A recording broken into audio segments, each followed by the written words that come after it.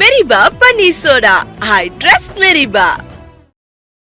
காங்கிரசினுடைய தலைவர்கள் எல்லாம் கர்நாடக அரசாங்க புதிய முதலமைச்சரை தேர்ந்தெடுக்கக்கூடிய பாணியில் இருப்பதனால் ராகுல் காந்தி இன்னைக்கு டெல்லியில இல்லவே இல்லைங்க தம்பி. அப்புறம் எப்படி சார் நியூஸ் வருது சோனியா காந்தியும் ராகுல் காந்தி அவர்களையும் திராவிட முன்னேற்ற சந்திக்கிறதுக்கு கழகத்தினுடைய ஐடி விங் செய்யக்கூடிய தூய சக்தி தான் செய்தித்த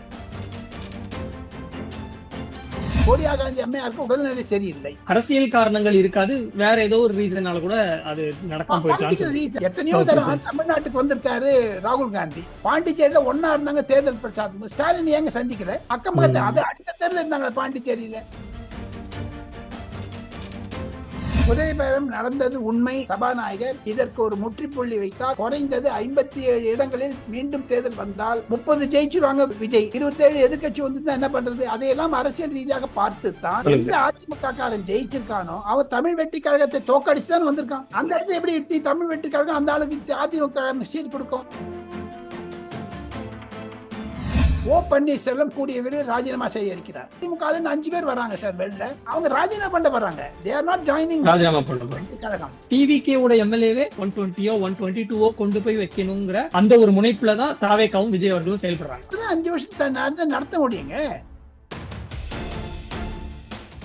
சிபிஐ அதிகாரிகள் விஜய் அவர்களிடம் சந்திக்க நேரிட்டது காரணம் சிபிஐக்கு வந்து பிளாங்கெட் பர்மிஷன் ஸ்டாலின் வித்ட்ரா பண்ணிட்டார். KN நேரு, பொன்முடி, துரைமுருகன் கேஸ்ல எல்லாம். இப்போ தமிழ்நாடு அரசாங்கம் பிளாங்கெட் பர்மிஷனை வித்ட்ரா பண்ண போறாங்க. சட்டசபை 15ஆம் தேதி ஆரம்பிக்கிறது. அதற்கு முன்னதாக குறைந்தது 4 முன்னாள் MK ஸ்டாலின் அமைச்சர்கள் கைது செய்யப்படக்கூடும்.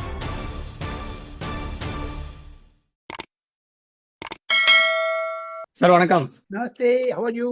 நல்லா இருக்கு சார். சிஎம் விஜய் அவர்கள் ராகுல் காந்தி அவர்களையும் சோனியா காந்தி அவர்களையும் சந்திப்பதாக இருந்தது. 2 நாள் டெல்லி பயணம் அப்படின்னு தான் வந்துச்சு.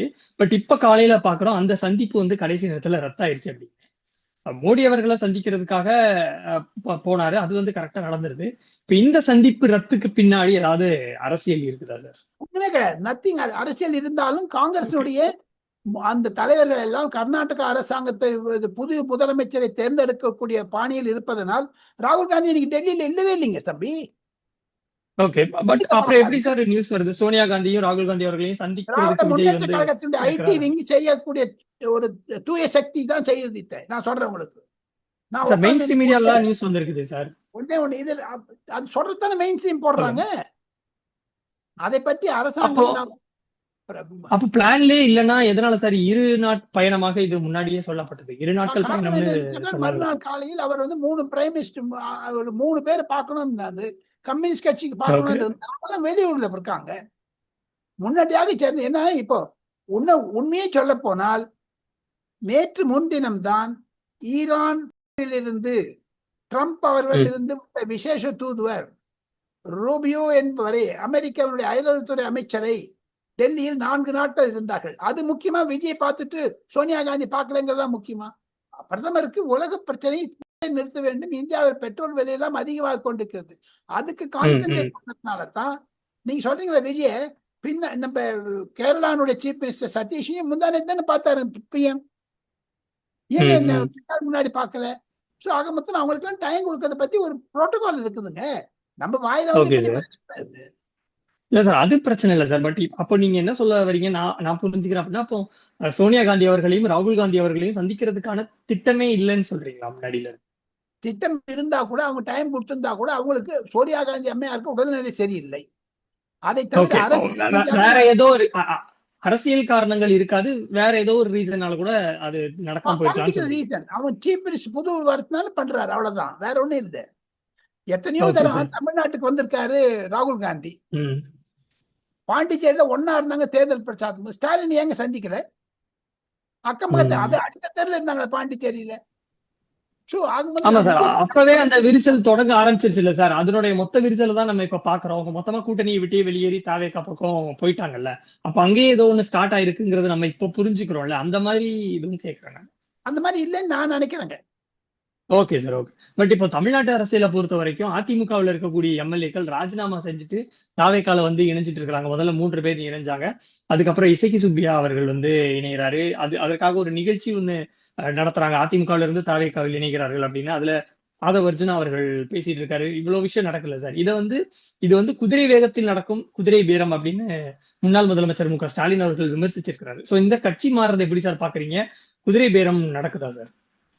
குதிரை பேரம் நடந்தது உண்மை, நடக்காதது உண்மை. ஏன் என்று கேட்டால் விஜயனுடைய ஆதரவின் பெயரில், அணியின் பானையின் பெயரில் சபாநாயகர் இதற்கு ஒரு முற்றுப்புள்ளி வைத்தார். காரணம், விஜய் அவர்கள் சொல்வது மாதிரி விஜய் குதிரை பேரம் இருந்தால் குறைந்தது 57 இடங்களில் பொது தேர்தல் மாதிரி மீண்டும் தேர்தல் வந்தால் 30 ஜெயிச்சிருவாங்க விஜய். 27 எதிர்கட்சி வந்து என்ன பண்றது? அதையெல்லாம் அரசியல் ரீதியாக பார்த்துத்தான் எதிர்கட்சியில இதை பாருங்க. ஒன்னே ஒண்ணு சொல்றேங்க தம்பி, எந்த அதிமுக காரன் ஜெயிச்சிருக்கானோ அவன் தமிழ் வெற்றி கழகத்தை தோக்கடிச்சுதான் வந்திருக்கான்.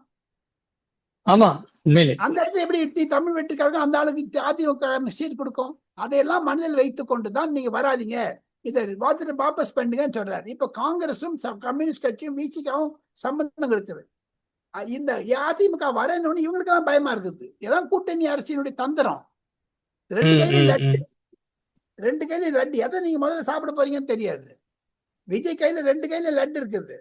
இப்ப அந்த விஜய் விடுதலை சிறுத்தைகள் போச்சுன்னு வச்சுங்க, எடப்பாடி உள்ள வந்துடுவாரு.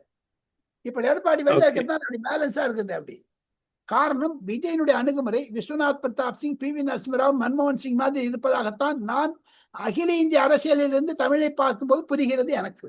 ஓகே, அப்ப அடுத்த கேள்வியா நான் அதுதான் வச்சிருந்தேன். இப்போ ஐயுஎம்எல், விடுதலை சிறுத்தைகள் மற்றும் கம்யூனிஸ்ட் வந்து வெளியில இருந்து ஆதரவு கொடுக்குறாங்க. அதுலயும் விடுதலை சிறுத்தைகள் வந்து மினிஸ்ட்ரி வரைக்கும் வாங்கிட்டாங்க. சோ அவங்க பின்வாங்குறதுக்கான வாய்ப்பு இல்லை அப்படின்னு தான் நம்ம புரிஞ்சுக்கிறோம்.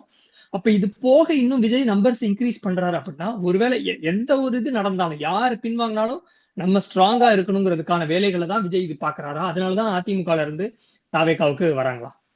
உண்மை உண்மை, நீங்க சொல்றது உண்மை. இப்ப வந்து அது ஒரு நடைமுறை ரீதியாக பார்த்தீர்களே ஆனால், ஆங்கிலத்தில் சொல்லுவார்கள் குமார், பேபி ஸ்டெப், குழந்தை நடைபாதை என்று.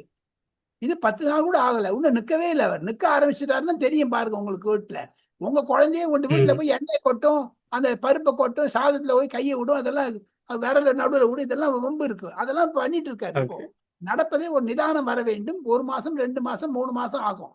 ஸ்டாலினே 6 மாசம் கொடுத்திருக்காரு, ரஜினிகாந்த் 2 வருஷம் கொடுத்திருக்காரு. ஸோ இதெல்லாம் வச்சு பார்த்தீங்கன்னா அவர் கண்டிப்பாக நிதானமாகத்தான் செயல்பட. இயற்கை ரீதியாக அவர் நிதான ஆளுதானே. இல்லையே இது வரைக்கும் அவர் பரபரப்பு நான் பார்த்தது இல்லையே. காரணம் வறுமை, பசி, அதுதான் அவர் தடுக்கிறது. ஒன்று. இரண்டாவது இன்னொன்று சொல்லணும்னு பாத்தீங்கன்னா, நீங்க கேட்டீங்க, நான் தங்களுடைய ஆரோ ரூட் சேனலுக்கு குமார் மூலமாக சொல்லிக் கொள்வது, ஓ பன்னீர்செல்வம் கூடிய விரைவில் ராஜினாமா செய்ய இருக்கிறார். என்ன சார் சொல்றீங்க? இப்பதானே சார் இங்கே வந்திருக்கிறாரு. ஏங்க நீங்க அதிமுக அங்க நான் ஒரு பூச்சா சொல்றேன். திமுக 5 பேர் வராங்க சார். வெளில 5 பேர் வராங்க. ஓகே, ஏற்கனவே அங்க 3 நாள். ஓகே, அவங்க ராஜினாமா பண்ண வராங்க. they are not joining ராஜினாமா பண்ண போறாங்க. கழகம். புரியுது. இப்ப அப்படித்தானே சார் பண்றாங்க. அதுதான் பெருசா இஷ்யூவும் இல்ல. பிறகு இந்த மாதிரி விமர்சனங்கள் வருது இல்ல, அங்க இருக்கிற மக்கள் யாருக்காக வாக்களிச்சாங்க, அந்த மாதிரியான விமர்சனங்கள் வருது. அதை தவிர்க்கிறதுக்காக அவங்க ராஜினாமா பண்ணி இன்னொரு தேர்தலை சந்திச்சு வெற்றி பெற்றலாங்கிற ஒரு இதுலதான் அவங்க வராங்க. சோ இப்ப திமுகல இருந்தும் வரப்போறாங்க. அப்போ டிவிகே ஓட எம்எல்ஏவே 118 தாண்டி 120ஓ 122ஓ கொண்டு போய் வைக்கணுங்கிற அந்த ஒரு முனைப்புலதான் தாவேகாவும் விஜய் அவர்களும் செயல்படுறாங்களா? அப்பதான் 5 வருஷம் நடத்த முடியுங்க. அப்பதான் 5 வருஷம் நடத்த முடியும். அதை புரிஞ்சுக்கிட்டாரு. அது ஆட்சிக்கு வந்த பிறகு தானே புரிஞ்சுக்கிறாரு. அதான் நான் பேபி ஸ்டெப்னு சொன்னேன்.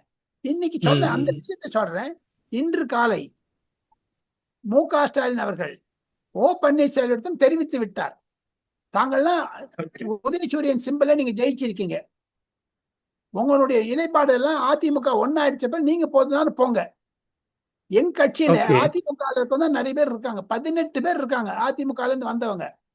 18 பேர் யார் ரிஜைன் பண்ண? மனோஜ் பாண்டியன், வைத்தியலிங்கம், அவர் பேர் என்ன? வைத்தியலிங்கம் தானே? வைத்தியலிங்கம். நீ போறதுதான் போன்ட்டாரு. அவங்க ராஜினாமா பண்ணுவாங்க. ஏன்னா உதயசூரியன் இப்ப நாளைக்கு வந்து அவர் தனி கட்சி ஆரம்பிக்கிறாரா இல்ல 3 மாதம் ஜூலை 3ஆம் வாரத்தில் 5 சட்டமன்ற தேர்தல்கள் நடைபெற இருக்குது தமிழ்நாட்டுல. இதையும் சேர்த்துருவாங்க, 8 ஆயிடும். அப்ப அந்த 8ல 5 விஜய்க்கு லாபம் தானே. ஆமா, லாபம் தான். அதிமுக வந்து ஏடிஎம்கே வருதுன்னு வச்சுங்க, நீங்க 47 பேரை போட்டுட்டு 30 பேர் வரதை விட கொஞ்சம் கொஞ்சமா பண்ணா சரியா போச்சுன்னு நினைக்கிறேன். அது ஒரு அரசியலாகத்தானே பார்க்கிறார்கள். பாக்குறாங்க, அந்த மாதிரி தான் நடக்குது சார். அப்போ அது நம்ம பாப்போம். இன்னும் எத்தனை எம்எல்ஏக்கள் ராஜினாமா பண்ணிட்டு வராங்க, எத்தனை காங்கிரஸ்ல இருந்து தொகுதிகளுக்கு வரப்போறாங்க. அது இடைத்தேர்தல் தெரியுமா நடக்கும். உங்களுக்கு? அதான் காங்கிரஸ்ல இருந்து ஏற்கனவே 2 பேர் போலாங்கிறாங்க. அப்படித்தானே அரசியல். இந்த 234 கையில எடுக்கணுங்க. வெளில இருந்து வர ஆமா முடியாது. சார். இல்ல சார், ஜெயிச்சதே 5 பேர் தானே சார். ஆல்ரெடி 5 பேரும் ஆதரவு கொடுக்க தானே செய்றாங்க. 2 பேர் 3 பேருக்கு மினிஸ்டர் கொடுத்து ஏங்க ஐயோ எம்எல்ஏ 2வது பேரும் ஏன் வரலைங்க அன்னைக்கு இதுல. ஓ ஓகே ஓகே, புரியுது புரியுது புரியுது. So, ஆக மொத்தம் இதுல வந்து அந்த ஒரு மாதிரி இப்படி நடக்குது. இது நல்லதும் நடக்கும், கெடுதலும் நடக்கும். இதை எதிர்க்கட்சிகள் எப்படி உபயோகப்படுத்திக் கொள்றதுன்னு தெரியல. இப்ப பாருங்க, ம். எல்லாத்த விட இன்னொரு சின்ன பிரேக்கிங் ஸ்டோரி சொல்லி என்னுடைய ஒரு ஆவலாக பேசுகிறேன். 75 வயதிலும் நான் விஜய் சப்போர்ட் பண்ணணும்னு கிடையாது. தமிழ்நாட்டுல இந்த திமுக ஒழிஞ்சது நிம்மதியா போச்சுங்க. இன்னொன்னு, நேற்று டெல்லியில் பல சிபிஐ அதிகாரிகள் விஜய் அவர்களிடம் சந்திக்க நேரிட்டது. காரணம், சிபிஐக்கு வந்து பிளாங்கெட் பர்மிஷன் ஸ்டாலின் வித்ட்ரா பண்ணிட்டார், கொடுக்க மாட்டேன்னு சொல்லிட்டார். KN நேரு, அது பொன்முடி, அந்த துரைமுருகன் கேஸ்ல எல்லாம். இப்போ தமிழ்நாடு அரசாங்கம் மு.க. ஸ்டாலின் கொடுத்த அந்த பிளாங்கெட் பர்மிஷனை வித்ட்ரா பண்ண போறாங்க, கொடுக்க போறாங்க. இப்ப ஓகே சிபிஐக்கு ஓகே ஓகே ஜூன் மாதம் சட்டசபை 15ஆம் தேதி ஆரம்பிக்கிறது நிதிநிலை சமைப்பதற்கு. அதற்கு முன்னதாக குறைந்தது 4 முன்னாள் மு.க. ஸ்டாலின் அமைச்சர்கள் கைது செய்யப்படக்கூடும், KN நேரு, துரைமுருகன் உள்பட. அப்ப என்ன ஓகே. பண்ணீங்க? அப்ப இருக்கவங்க வெளில வருவாங்கல்ல. இப்ப நீங்க அதிமுகன்னு சொல்லிட்டு இருந்தீங்க, அப்ப திமுக வருதுல வெளில. கண்டிப்பா இதுதான் அதுக்கும் வாய்ப்பு இருக்குங்கிறீங்க. வாய்ப்பு ஓகே இல்ல, சார். இருக்க போகுது. வாய்ப்புன்னு சொல்லாதீங்க. Don't generalise it. It's particular. Okay sir. Okay okay sir, expect பண்ணுவோம். இப்ப இறுதி கேள்வி, விஜய் அவர்கள் பிரதமர் மோடி அவர்கள் கையாண்ட அரசியல் யுக்திகளை கையாளுகிறார் அப்படின்னு ஒரு விமர்சனம் வருது. அதனுடைய ஆஸ்பெக்ட்ஸா என்ன சொல்றாங்க அப்படின்னா, மோடி அவர்கள் நான் ஒரு ஏழை தாயின் மகன் அந்த மாதிரியான விஷயங்களை பேசினாரு. அதே மாதிரி விஜய் அவர்களும் என் மேல பழி போடுறாங்க, நான் எல்லாத்தையும் விட்டுட்டு வந்திருக்கேன், அந்த மாதிரி எல்லாம் பேசுறாரு. அந்த விக்டிம் கார்டு எடுக்கிறாரு, மற்ற கட்சிகளை பிளேம் பண்றாரு. சோ மோடி அவர்கள் கையாண்ட அதே யுக்தியை தான் விஜய் அவர்களும் கையாண்ட ஆட்சிக்கு வந்திருக்கிறார் அப்படின்னு சொல்றாங்க. அந்த விமர்சனத்துக்கு உங்களுடைய பதில் என்ன? உண்மை. காரணம் என்ன என்று கேட்டால், ஒரு டீ வித்தவன் குஜராத் ஸ்டேஷன்ல டீ வித்தாரு. டீ 5 ரூபா 2 ரூபா 2 ரூபா அப்படின்னுட்டு அவர் எம்எல்ஏ ஆகி சீஃப் மினிஸ்டர் ஆகி பிரதம மினிஸ்டர் ஆயிருக்காரு. இவர் வந்து அடுத்த நிமிஷம் பசி எடுத்து கடிக்க முடியாத அவங்க அம்மா எல்லாம் எவ்வளவு கஷ்டப்பட்டான்னு அந்த வாழ்க்கை வேளாறு படிச்சீங்கன்னா, விஜய்க்கும் மோடிக்கும் ஒரு ஒற்றுமை இருக்கிறது. அந்த ஒற்றுமையை கண்டிப்பாக பயன்படுத்திக் கொள்வார்கள். அது பொதுமக்கள் புரிந்து கொண்டிருக்கிறார்கள். ஆனா ஒன்னே ஒன்று சொல்றேன், 2014க்கு பிறகு அகில இந்திய அரசியலை நன்றாக படித்தவன், நேரில் பார்த்தவன், நாடாளுமன்றத்தில் பார்த்தவன், இந்த ஒரு ரெவல்யூஷன் வந்தார் பாருங்க தமிழ்நாட்டிற்கு. விஜய் அவர்கள் 2026 மே 5ஆம் தேதி தமிழ்நாட்டிற்கு சுதந்திரம் கிடைத்தது என்று நான் சொல்ல ஆசைப்படுகிறேன். ஃப்ரீடம் கிடைச்சது. விஜய், இந்த விஜய்க்கு இல்லைன்னு இந்த ஃப்ரீடம் கிடைச்சிருக்காது உங்களுக்கு. திருப்பி அந்த மன்னர் ஆட்சின்னு சொன்னார் பாருங்க, அது ஒழிஞ்சுதா இல்லைங்க? குடும்ப ஆட்சிங்க ஒழிதா இல்லை? இனிமேல் எப்படிங்க வர முடியும்? அது நரேந்திர மோடி 15 வருஷத்துக்கு முன்னாடி செஞ்சு காமிச்சார், மாநிலத்தில் செய்து காமித்திருக்கிறார். இந்திய வரலாற்றை மாற்றினார் நரேந்திர மோடி, தமிழக வரலாற்றை மாற்றினார் விஜய். அதுலதான் ஒற்றுமை என்று சொல்லி என்னுடைய ஆவலாக பேச வெட்டீர்கள். பிளட் பிரஷர் அதிகமாக போது, இருந்தாலும் தங்களுடைய கேள்விகளுக்கு பதில் சொன்னதில் மிக்க நன்றி. அடுத்த வீடியோவில் சந்திக்கிறேன். கான்பிடென்ட்டா இருங்கன்னு சொல்லி முடிக்கிறேன். Okay sir, thank you so much sir. உங்களுடைய கருத்துக்களுக்கும் நேரத்துக்கும் ரொம்ப நன்றி சார். இன்னொரு சந்தர்ப்பத்தில் கண்டிப்பா நம்ம சந்திச்சு பேசுவோம். நன்றி sir. Meripa Panneer soda. I trust மெரிபா.